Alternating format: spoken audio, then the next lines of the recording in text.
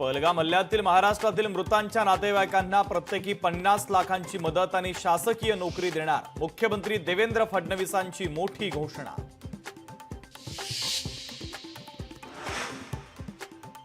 महाराष्ट्र दिनाच्या निमित्तानं नाशिकमध्ये गिरीश महाजन आणि आदिती तटकरे रायगडमध्ये ध्वजवंदन करणार।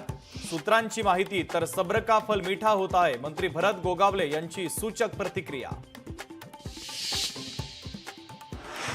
शिंदे समितीकडून चौथा अहवाल राज्य सरकारकडे सुपूर्द। मराठा समाजाच्या 58 लाख कुणबी नोंदी मिळाल्याची माहिती, तर सरकारने हा चौथा अहवाल स्वीकारू नये लक्ष्मण हाकेंची मागणी।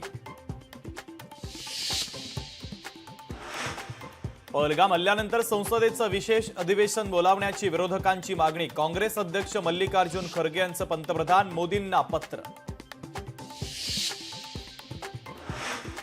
पाकिस्तानकडून सलग 5व्या दिवशी गोळीबार। कुपवाडा बारामुल्लामध्ये पाकिस्तानकडून गोळीबार। पाकिस्तानच्या गोळीबाराला भारताचं जशास तसं उत्तर। काश्मीरमधील 87 पैकी 48 पर्यटन स्थळं पर्यटकांसाठी बंद। इतर ठिकाणी चोख बंदोबस्त। पहलगाम हल्ल्याच्या पार्श्वभूमीवर सरकारचा निर्णय। नागपूर शिक्षक भरती घोटाळ्याच्या संदर्भात शिक्षण उपसंचालक उल्हास नरड यांच्यासह दोघांचं निलंबन। आरोपींच्या अटकेच्या 15 दिवसानंतर निलंबनाचे आदेश। राष्ट्रवादीचे तालुका अध्यक्ष सचिन कुर्मींच्या हत्येप्रकरणी मुंबई पोलीस आयुक्तालयाच्या बाहेर बॅनर। मुख्य आरोपीचा आका कोण, बॅनरच्या माध्यमातून सवाल उपस्थित।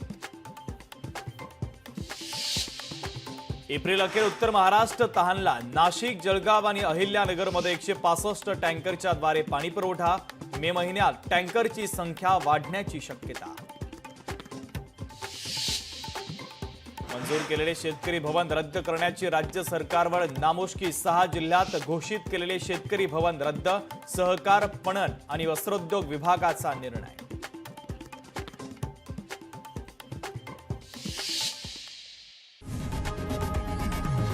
लोकशाही मराठी ऐका, पहा, जागरूक रहा।